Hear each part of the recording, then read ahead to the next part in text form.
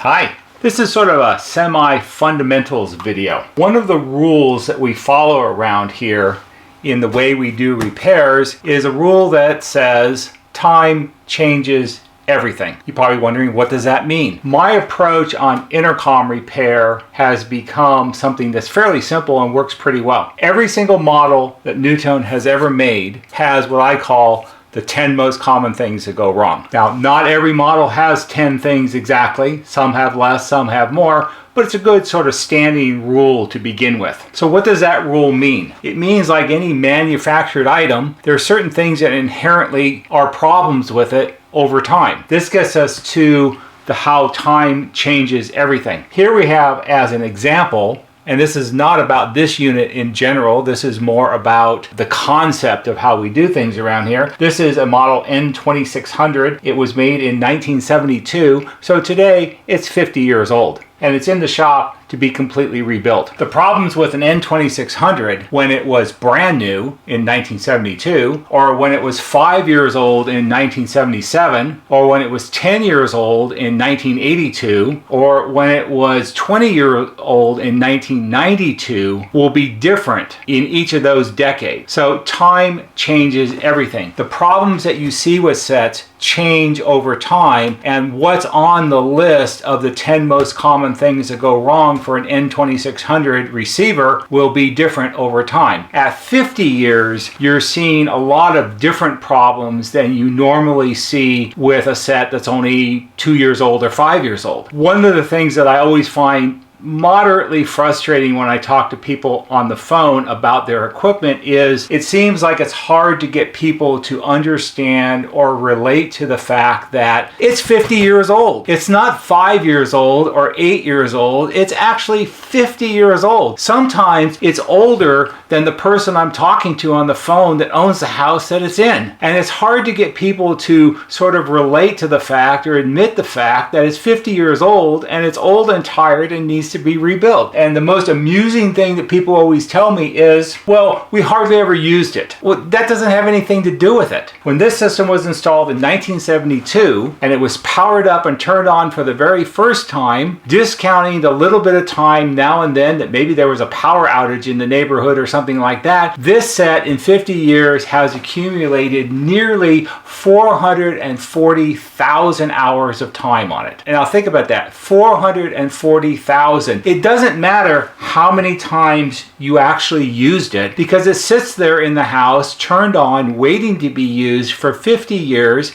and there are certain types of components that fail due to age. They have a lifespan and they last the calculated expected lifespan in whatever product that they're used in, and eventually those products will fail. And no, it's not designed for obsolescence. No, it's not designed by some big corporation to fail at a certain point so they can sell more product. Back when sets like this were made, they wanted it to be the very best they possibly could. That was the lifespan of components from those days. What does all this mean to me? This means to me that periodically, as we track what I call trends of failure, certain patterns of failure for each model, we periodically have to add something more to what we normally do as a normal rebuild or a normal repair for that particular model because we see trends of problems. I still remember exactly which set it was, and this is for the IMA 4406s, which were made between 2003 and 2010. They have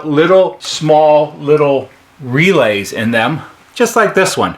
There's 4 of them. These are a problem. And I remember the last set that I rebuilt for someone prior to putting relays in as a standard item. These started to become more and more of an issue. I saw a trending in their failures, and I decided that every single 4406 that came through here is going to get new relays. Oddly enough, about a year after that set went out the door and went back to the customer, he called me up one day, and guess what? He was having another problem. And what was the problem related to? It was related to the relays.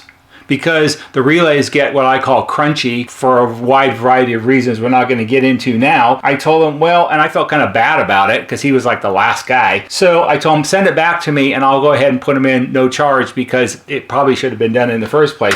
That was in addition to the normal amount of work that we had previously done on 4406s, and now since that set, that's a standard thing. Automatically everybody gets new relays. Same thing with IM 5006s. 5006s are very complex master stations. We have to do more and more to them because they keep getting older and older. Just recently, because I start to see problems with them. How does this relate to this? The N2600, which is the cousin model to the N2500 actually, which is a more common model. These are fairly rare because they were very expensive. It's a stereo music intercom system. It's one of the very best ones NuTone ever made. And because they were very expensive and they were mostly in big custom houses and things like that, you don't see that many of them because I don't know how many they sold, but they didn't sell anywhere near as many of more common models from the same era. In a really, really good year around here, we might do 4 of these, and that's about it because there just aren't that many of them. The last 2 of these that I worked on, which were sort of towards the middle and end of last year, which would be 2022 because now it's 2023, I started to see an unusual trend in problems with these I had never seen before. The last one that I worked on, which will be my example, had a problem that once the normal rebuild was done, which is quite extensive, there's probably altogether there's 40 some parts that get replaced at a minimum, and then if it has specific problems, more than that. One of the things I found after I did that rebuild was that there was an imbalance in the output between the right and left channels. The imbalance between the right and left channels, it was about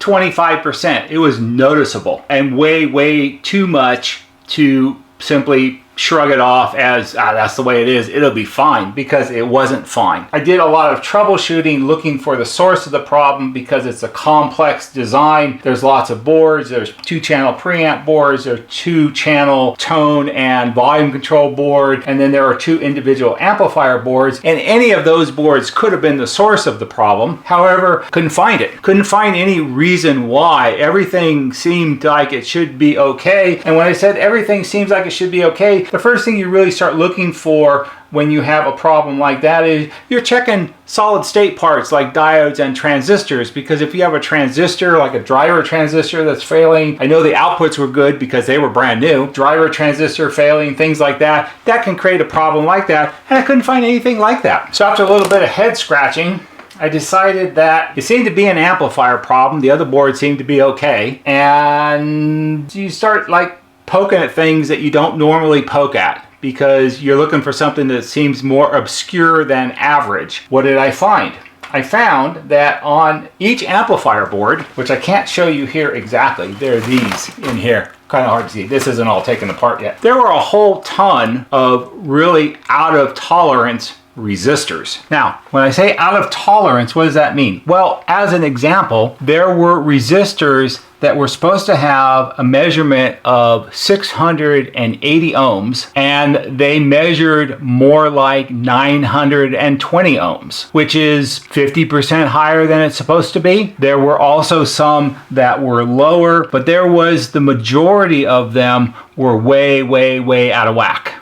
Out of whack is a technical term that you use to describe a general overall problem. So this is the type of resistor. This is a brand new one. This is the type that are used in sets from those days, in the 60s, 70s, 80s, into the mid 80s, and then you don't see these as much. These are carbon composition resistors, also known as carbon comps. It's a fairly traditional old school kind of resistor. They still make them today for those purists that really need them or want them in their sets. And basically what you have here is, this is an axial resistor because the leads come out of the ends like the axle on your car. What you have is the brown body, it's an epoxy body, and then the color stripe denote what the resistance value is. This is a 2.7 ohm. It's just a random one that I have here at the shop. And inside is the carbon composition material that makes up the resistor itself. In these 2500s that I've repaired, the last 2, there were no signs of overheating, overloading, burning things out. None of that was going on. These were sets that fundamentally worked when they got here, but they were old and tired and needed to be rebuilt. Why were the resistors way out of spec?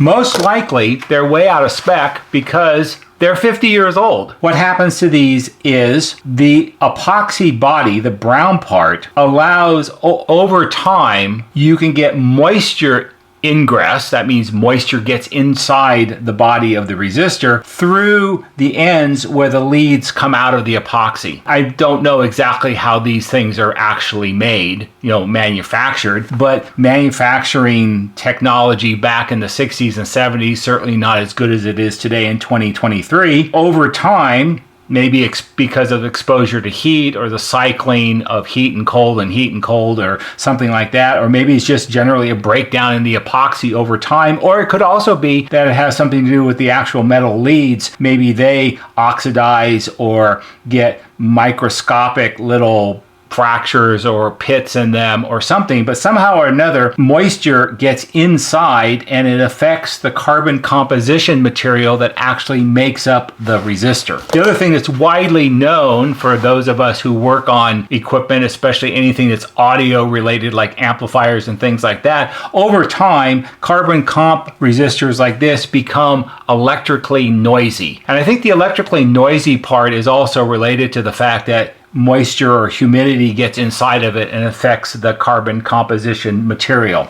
Good practice is if you have to replace these, you replace them with something more modern, because why would you put in something that was originally designed, 70 years ago? You want to put in something that's more modern nowadays that will perform better than what these did. So what does this all mean for our big giant 2600 receiver? What it means for our ginormous N2600 receiver is all in this box.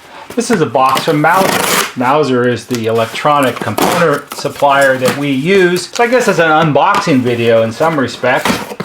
They have pretty jazzy boxes nowadays, I'll give you that. Alright, take the lid off. All kinds of paperwork, because you always get that with it. And then inside is a really nice big bag of goodies. So what's in the goodies? Well, let's see if we can open it up.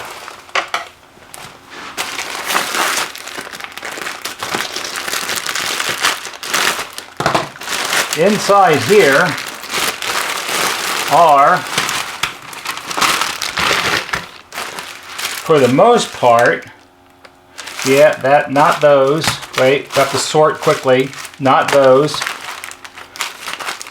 Well, no, these are also, come to think of it. So we'll make two piles. These are all parts for 2600s. Now, some of these are sort of parts that we stock all the time, not just for 2600. We have a wide variety of axial capacitors here. These are some lamps, light bulbs, other kind of lamps, also light bulbs, more capacitors, a lot of capacitors. All right, so capacitors, we stock those all the time because those are useful in a lot of sets. However, in all of these bags, all of these, all of these are all bags of resistors. Why did I order resistors? And in every single bag, there is 100. Because when you buy stuff like this, if you buy the bigger quantities, you get a better price on it, and that's important. So what do we have here? We have bags and bags and bags and bags and bags of resistors. These are all resistors that meet all of the values, not that one, all the values that are the resistors in an N2500 and an N2600. Because starting now with this fella's 2600, the one over there on the cart, every single resistor in the entire set is going to get replaced. Because if 40 or 50% of the resistors in the set are out of tolerance, which is about what his set is like, because I sat there and measured each and every resistor in the set and made a list of what was good and what was bad. You got to replace them. And you really can't do this pick and choose thing. You can't do, well, these 50% are bad, so we'll replace those, and these other 50% seem to be okay today, so we'll just leave those. Because once we rebuild the set, if you think about it from a reasonable point of view, it should go another 20, 25, maybe 30 years, depending on how much use it actually gets and all those sort of things and sort of luck of the draw. A lot of those remaining 50% of old resistors are going to slowly drift out of tolerance and affect how the system works. And also from a practical point of view, from the way I look at things, the time it takes to replace them.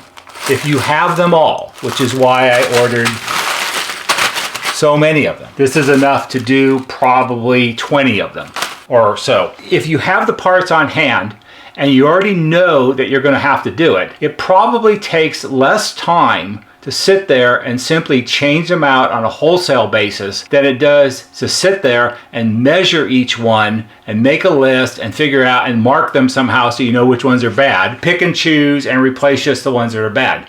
Measuring and listing and sorting out and deciding actually takes more time than it takes to actually just put a part in. From now on, every N2500 and N2600 that comes through this shop will get every single resistor replaced, because basically that's what it takes to give the customer back a set that's as close to brand new as we can make it. Because once I repair it, I don't want to see it again for at least another 20 years. So this is what it takes to do that. Also, this satisfies the two fundamental philosophies that we use around here. One is that the 10 most common things that go wrong. So now on that list of things that go wrong with N2500 and N2600s will be the resistors need to be replaced. It's become a standard thing. Every single one will get done. The other rule that it satisfies is the rule that says time changes everything. Was this a problem 2 years ago? Not that I saw. Is it a problem today? Yes. Why? Because the sets are older now, and this is a new and different problem than what we've seen in the past. I'm not going to show you all of that. There may be a brief follow-up video to this video once I get the fella's set all done, and I probably will make a nice little pile of used carbon comp resistors and show you how many actually got replaced in the set, how many there are altogether. We do have a very extensive 7-part video series, which I'll put one of those pop-up things up here somewhere, that takes you through working and repairing and rebuilding each of the boards in an N2500 and N2600. So I don't need to repeat all that. I've already done that once. It's very time consuming to make a long series of videos like that. You may want to see how many actually get replaced in the end. Oh, the other thing which I should point out is these are not carbon composition resistors. These are, and I'll take just one out and kind of show you here a little bit. It'll be a little hard to focus, but you can see they do look different. Let me put these two together. Now, the big one, the carbon comp, the one on the top, the ginormous Goliath-sized one, that is a 1-watt resistor, and all of the ones that we are putting in the set are all half-watt resistors because that's what it's designed to take. I just picked the 1-watt one because it was easier to see on the screen. The top ones are the old carbon comps. Those are out, and the bottom ones are new modern carbon film resistors. Carbon film resistors are sort of the go-to resistor for through-hole components nowadays. They're from a good company that makes resistors. They have an epoxy coating over whatever the body material is, which I don't recall exactly. They're less likely to be affected by moisture or humidity and things like that. And they're a nice modern resistor. The other thing that's nice about them is carbon comp resistors like this one, they can burn and actually flame. They won't set your house on fire, but they can. These are actually, because they're modern, these are flame-proof resistors. They can burn up, but they will not actually flame or catch on fire or any of that kind of stuff. So this is always a good choice, of course. I hope you found this interesting, and maybe for someone it will be helpful. If it is, give it a thumbs up on YouTube because that helps us just a little bit. There'll be a banner right here that shows you how to subscribe. Go to our YouTube homepage, click on the bell, and when you click on the bell, click on it to receive all notifications. And every time we post a new video, you get a notification and you can watch it. That's all for today. See you on the next video.